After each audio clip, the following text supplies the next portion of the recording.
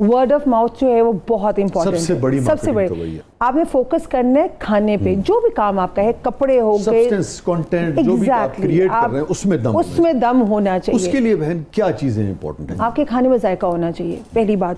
Quantity और quality में कोई कॉम्प्रोमाइज नहीं होनी चाहिए। With the passage of time जो हम एक घरेलू खाना बनाते हैं, पुलाव हो गया, आलू गोश्त हो गया, उसको प्रेजेंट इतनी अच्छी तरह करें, उसकी प्रेजेंटेशन इतनी अच्छी तरह हो। वो कहते हैं ना, पहले हम आंखों से खाते हैं, फिर हम नाक से, ठीक है, फिर हम मुंह में डालते हैं, खुशबू अच्छी, फिर हम मुंह में डालते हैं।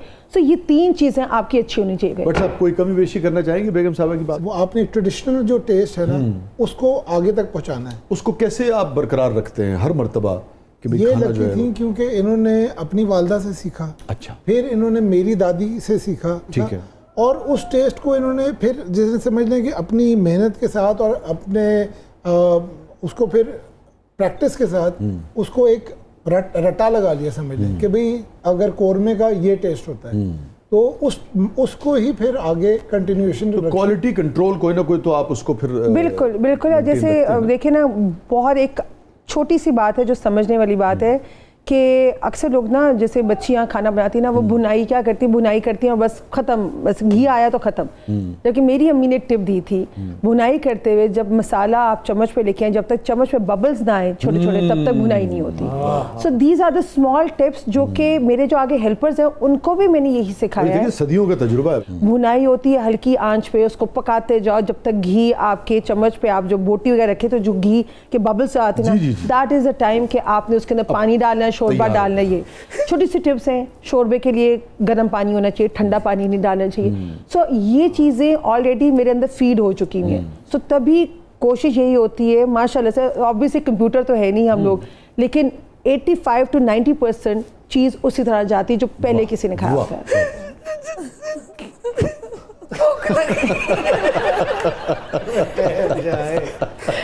बट्टा ने टाड़ी मार देना।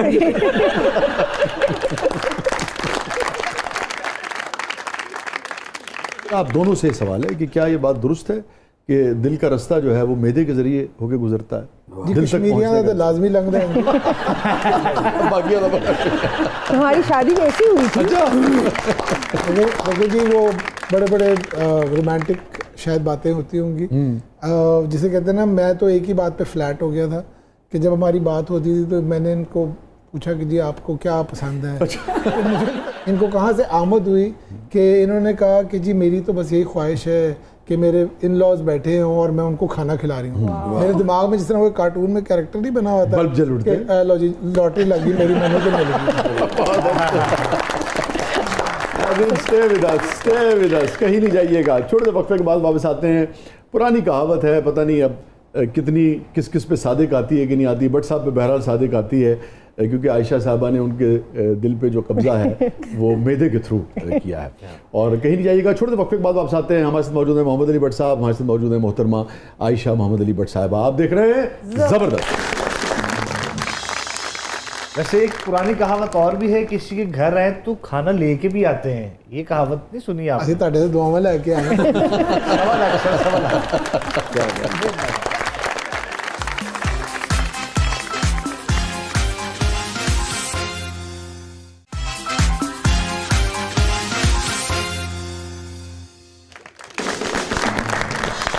वेलकम बैक नाज़रीन, ज़बरदस्त में एक बार फिर खुश आमदीद। और रिदा, क्या है प्रोग्राम किस मसले में? अब हमारा सेगमेंट है breathless 2020। So are you guys ready?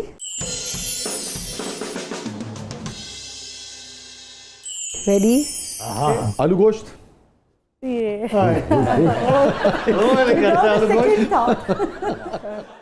नहीं, आलू गोश्त से रिलेटेड जी मैं आपको एक बात याद बताना चाहूँगा कि मेरी नानों का जो दो बहुत मैडम नूरजहां साहब, मैडम नूरजहां की जो दो बहुत फेवरेट चीज़ें थी वो आलू गोश्त और आलू की भुजिया थी। अरे और एक और चीज़ भी बताना चाहूँगा कि आलू गोश्त जो है वो हमारे घर में एक बहुत, जिसे कहते हैं ना, रग़बत से बनता है। हाँ जी, शौक से खाया भी जाता था, मेहमानों को भी खिलाया जाता था। जबकि जो मेरा ससुराल है उसमें बिल्कुल नहीं था। उसमें तो ये था, जब कभी हमने आलू गोश्त बनाया तो मेरे अब्बू कहते थे क्यों किसी का ख़त्म दिलवाया है कि आलू गोश्त एक है। अच्छा, मैडम को बहुत पसंद था? बहुत ज़्यादा। अगर आप आलू गोश्त और साथ पराठा, पराठा वो अक्सर इनको कहती थी बहू जी मेरे लिए पराठा बना दी। काश मेरे पास टाइम पे कोई वीडियो कैमरा वगैरह कुछ होता तो मैं रिकॉर्ड करती। जब वो कहती थी बहू चीज़ कुरकुरे वाला पराठा तो बना दें। तो मैं उनके लिए भी बनाती थी और बड़ा एंजॉय करके वो खाती थी। वाह वाह। तो फिर अब मेरे घर में आलू गोश्त नहीं इतना पसंद किया जाता था, तो फिर गोश्त लौट के आ जा, बिन तेरे जिंदगी अधूरी है। गोश्त गोश्त नारा विलायती मुर्गा बन गया।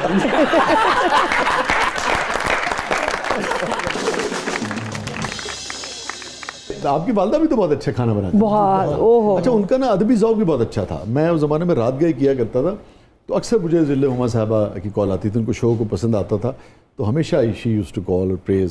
इंटेलिजेंट लोगों को वैसे ही वो बहुत ज़्यादा अप्रिशिएट करती है। बड़ी बड़ी सलीके की, बहुत करीब, बहुत अच्छा खाना, मतलब कि अभी तक उनकी तरह की भुनी मुर्गी जो है ना, अच्छा। ना मेरे बच्चे भूल सकते हैं, ना मेरे ख्याल से हम जितना भी खाना बना लें, जो भुनी मुर्गी वो बनाती थी ना, वो कोई नहीं बनाता। चलिए, आई थिंक ये जो पेरेंटल वाली जनरेशन होती है ना, इनके शायद हाथ का बना हुआ खाना वैसे ही ज़्यादा अच्छा रहता है।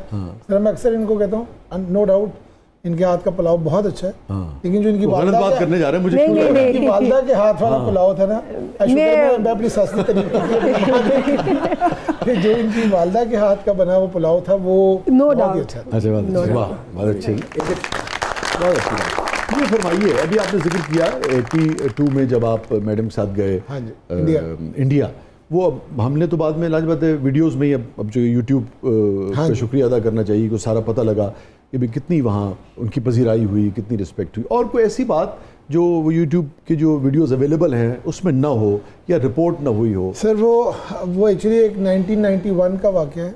मैडम नूरजहां 1991। अच्छा, तो दोबारा तो नहीं गई? नहीं, वो इंडिया में नहीं हुआ। अच्छा, ठीक।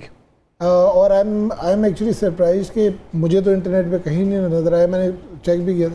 वेनेसा रेडग्रेव एक ब्रिटिश आर्टिस्ट हैं, उन्होंने एक उस टाइम पे भी ये फ़लस्तीन वाला सारा जो मामला चल रहा था, हाँ जी, उन्होंने पूरी ग्लोबली ना आर्टिस्ट को इकट्ठा किया था। ठीक है। जिसमें इंडिया से लता मंगेशकर जी आई हुई थी, शिव हरी आए हुए थे, जाकिर हुसैन साहब आए हुए थे, उस्ताद अमजद अली आए हुए थे, फ़लस्तीन के उन्होंने आर्टिस्ट, अमेरिकन आर्टिस्ट, और इस तरह डिफरेंट जगहों से उन्होंने आर्टिस्ट, ठीक है, पूरी दुनिया के जो म्यूजिक के वो थे। ठीक। मैडम नूरजहां वाज इनवाइटेड और रॉयल एल्बर्ट हॉल में ये वाला इवेंट हुआ था। Royal Albert Hall is a very prestigious, जी सभी जानते हैं जी, वहाँ पे ये इवेंट हुआ था। तो अब मुझे आज तक याद है कि वो अगले दिन जब ये हो गया, जी आई वाज देयर, ठीक, और वो भी by luck I was there, क्योंकि मैं ऑलरेडी उस टाइम पे चाहते थे आप, मुझे लगता है। हाँ जी, अल्लाह का शुक्र, इसमें कोई डाउट नहीं। नमाज़ों में सबसे ज़्यादा टाइम मैंने उनके साथ बहुत स्पेंड। सब खालाएं जो हैं कसीदे पढ़ती हैं माशाल्लाह से। कोई चंगी गाल मेरी भी होगी, अच्छी है।